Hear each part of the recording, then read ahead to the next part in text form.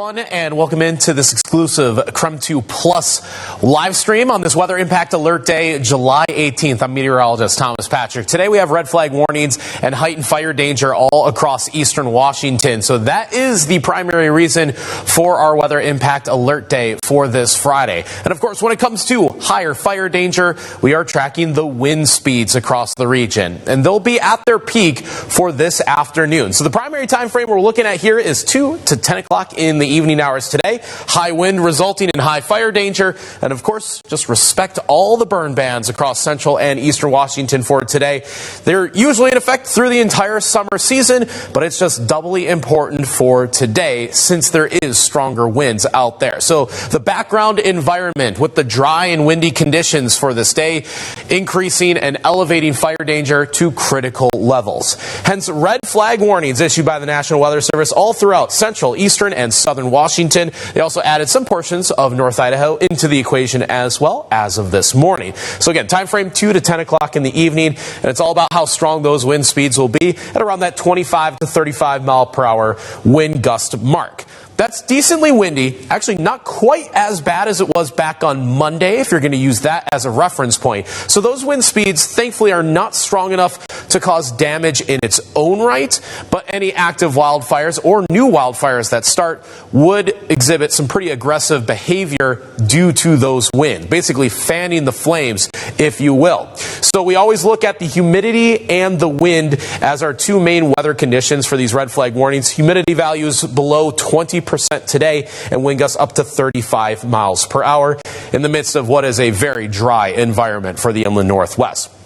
I'll say that Saturday is also going to be fairly windy, but the wind's a little slower and the humidity a little bit higher. So it's actually unlikely Saturday is also going to be a red flag warning day. It'll just be more of a decently breezy day, but not to this extreme level of fire danger.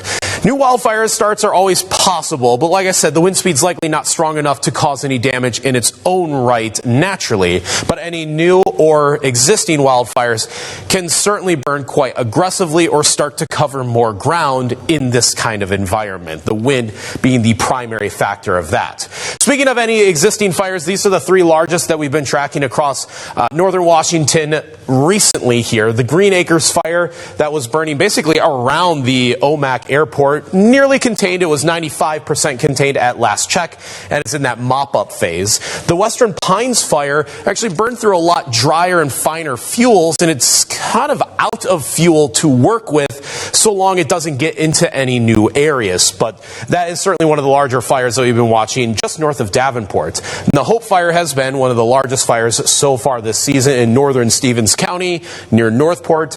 That over 7,000 acres burned. If anything, that's the fire that's going to exhibit the greatest fire behavior and the most aggressive behavior. But thankfully, it's actually so far north here that the westerly winds won't have quite as much of an impact in that region of the inland Northwest as it will in the Columbia Basin area. These are westerly winds. They need kind of that flatter surface of central and eastern Washington to work with because the mountain ranges to our north are oriented north and south and actually provides a lot more shelter and resistant to those type of prevailing winds. It's usually worse when it's north and south winds in that case.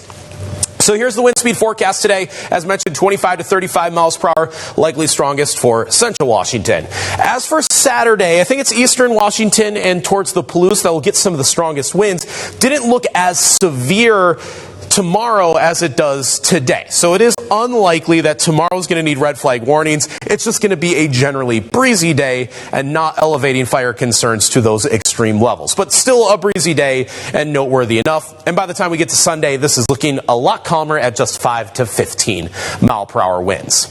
Now to our satellite radar combination. This will show the storm system's location. And the center, which is an upper air low, is basically over British Columbia. But all this cloud cover that you see here extending southward and picking up a lot of speed. I've been tracking this since 5 a.m. this morning on Up with KREM, and it has basically cleared the entire province of British Columbia at this stage, and it's now working its way into Washington state as of right now, just about a half hour before the noon hour, which is when we are recording this weather hit for you. So the cloud cover increases. Hopefully that will drop the temperatures just a little bit, but there's so much wind energy associated with that this is the reason why we are forecasting wind speeds in that 30-mile-per-hour range. Unfortunately, not going to see any rainfall out of this. Basically, the mountains to our north over British Columbia, the Rocky Mountains region there, squeezing out any of that moisture before it even arrives. Here's our computer modeling, our future tracker, and the cold front hits at around 7 p.m., and there's no rain anywhere for the inland northwest. So it is a dry cold front passage as this really whips through the region by the time we get to the weekend. So it provides the wind. It unfortunately does not give us any kind of rainfall. That will not help our drought situation, of course.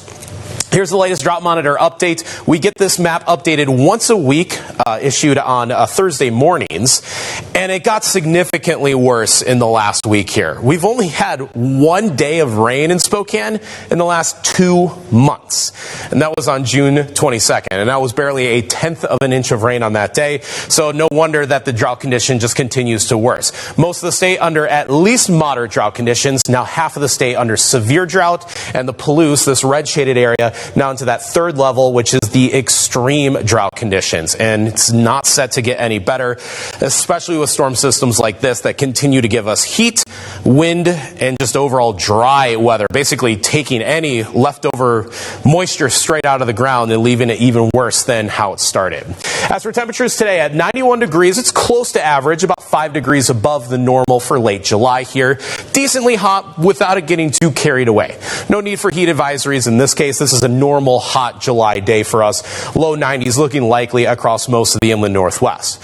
Of course, this is a cold front that's going to pass through, so the weekend days will be just a shade lower or cooler temperature-wise. So you're looking at mid-80s for both Saturday and Sunday. This should be pretty comfortable for July heat here. As mentioned before, a little bit windier on Saturday, but probably not to any kind of impact for the region. Very enjoyable weather. If you got any outdoor plans, they are good to go, certainly for this weekend ahead. Very dry weather on the 7-day forecast. You might be eyeing down a small chance of rain next Tuesday. That is barely anything. It's like 10 to 20%. And so far, any recent rain chances like that have just not materialized in the Spokane area. So I would not get my hopes up for any kind of rain anytime soon. Instead, the priority is on the windy weather. Windy conditions today resulting in red flag warnings for central and eastern Washington from 2 to 10 o'clock today. Remember to practice caution when it comes to high fire danger days like this. Outside of that, stay cool and stay safe. I'm meteorologist Thomas Patrick. We will see you at KREM 2 News at noon, and Chief Meteorologist Jeremy Lugu has you covered later on tonight. We will see you then. Have a great day, everyone.